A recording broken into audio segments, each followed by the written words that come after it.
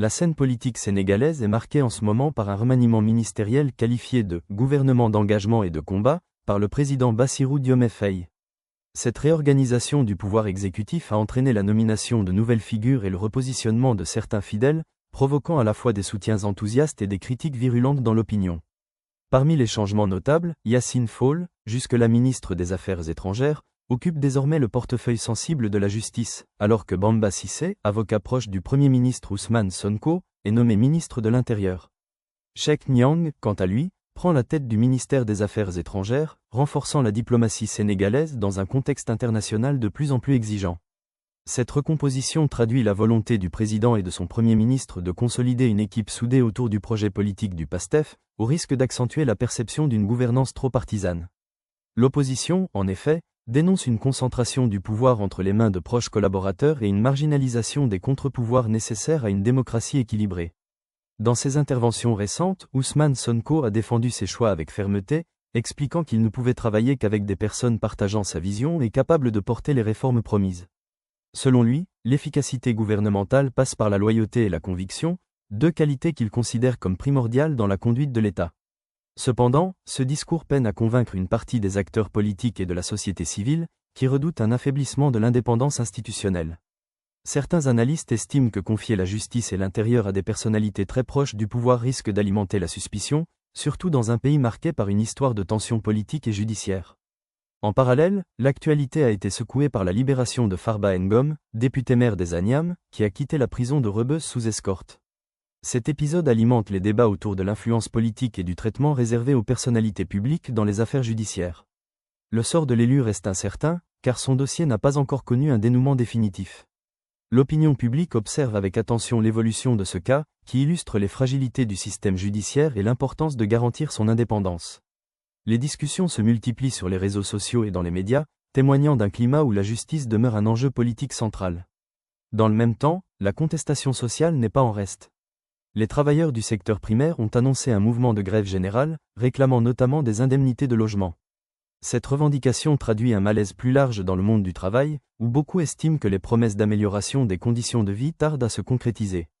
Ce bras de fer social met en lumière les défis du gouvernement en matière de dialogue social et de répartition équitable des ressources. La grogne dans le secteur primaire, vital pour l'économie sénégalaise, pourrait fragiliser la stabilité politique si des solutions rapides ne sont pas trouvées. Sur le plan économique, le Sénégal vient pourtant d'annoncer une révision à la hausse de ses prévisions de production pétrolière pour le champ offshore de Sangomar. Les nouvelles estimations tablent sur 34,5 millions de barils pour l'année 2025, contre 30,53 millions initialement. Cette perspective nourrit à la fois des espoirs de croissance et des inquiétudes sur la gestion des revenus pétroliers.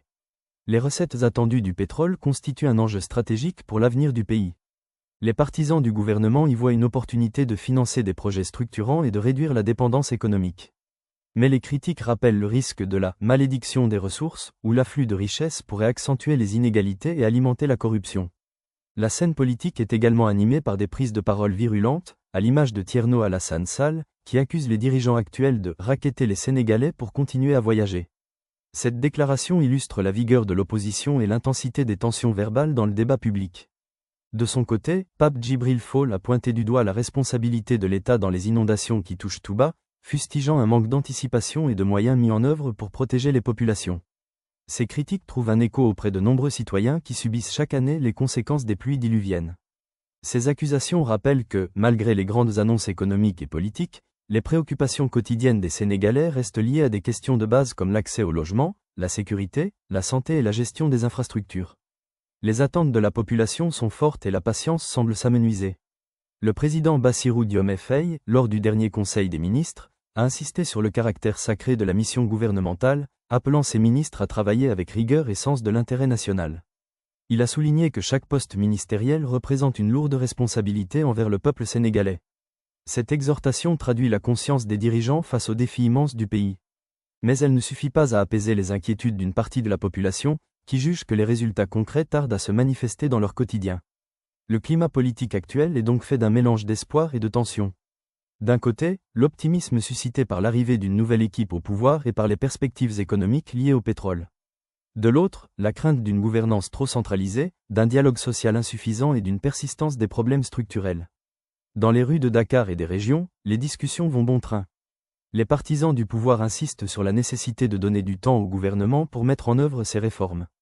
Les sceptiques, eux, rappellent que les promesses de changement ont déjà trop souvent été déçues par le passé.